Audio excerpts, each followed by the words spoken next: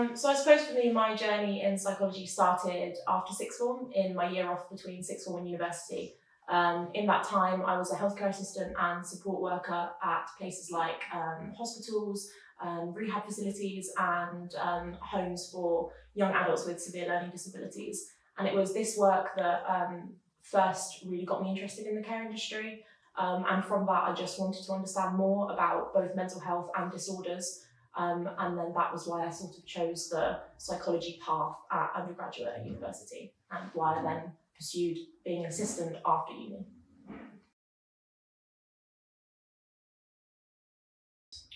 So whilst the role of an assistant psychologist is very varied, there are things that don't change week in, week out, and for us that is data collection.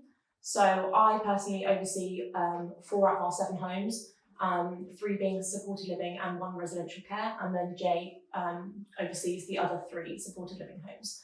So every week, both of us go in to each of those homes, collect any data that support workers have collated and documented for us over the past week. It's then our job to bring that back to the office, go through all of that data, pick out key information that we then supply to the rest of the clinical team at therapeutic team meetings. And this is basically the opportunity for the whole clinical team to come together and work towards treatment plans, identify any issues that we feel could arise, to then intervene, put in interventions and help better the lives of the individuals that we're caring for. And some of the other stuff that we do involves writing up support plans and updating them on a regular basis, updating risk assessments for the service users. We also have a lot of one-to-one sessions and group sessions with our service users in order to promote independence and help them with their skills, build on those skills. So for example, some of the ones that I conduct are providing a safe space for service users to talk about their feelings, and it ranges from cooking to mindfulness. There's a lot of different things that we do. It's very individually tailored. We also carry out psychological assessments to understand a person's level of needs, and we write up clinical reports on any analysis that we may have conducted on a service user. I think it's really nice for us because there isn't a day that goes by that we don't interact with our service users, which means that we're able to really build a positive therapeutic relationship with them, which can make all the difference when we have sessions with them.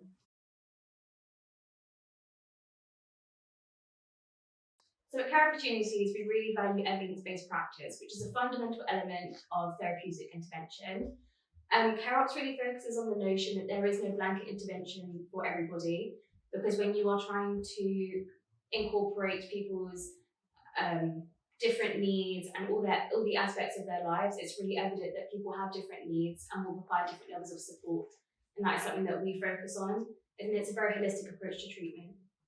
So I think further to what Jay said, I think what massively sets Care Opportunities apart is the fact that we have an in-house clinical team, and we're very privileged to be led by both a clinical psychologist and a behavioural specialist.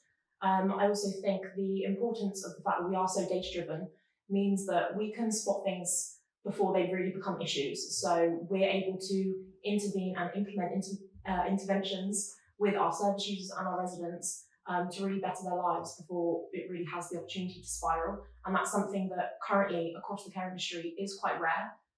So I think that is massively what makes us a leader, I suppose, in the industry, and also unique in that industry.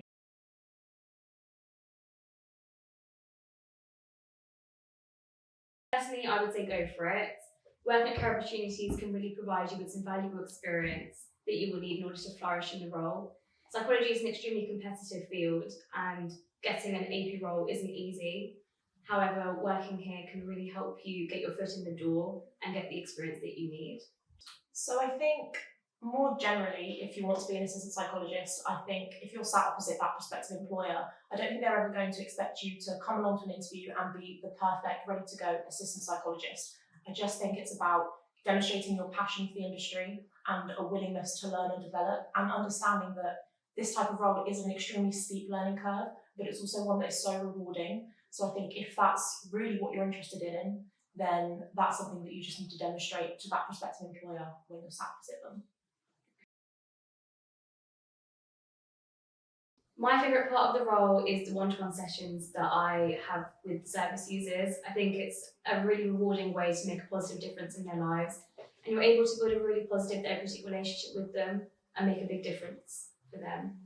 Yeah, I think really similarly to Jay, it's the fact that we do get to work so closely with our service users and that we're trusted to do that. It's a lot of responsibility, the work we get to do, but it's so rewarding. And also the variation, no day is the same, it's never monotonous, there's always something new coming up and always something new to learn.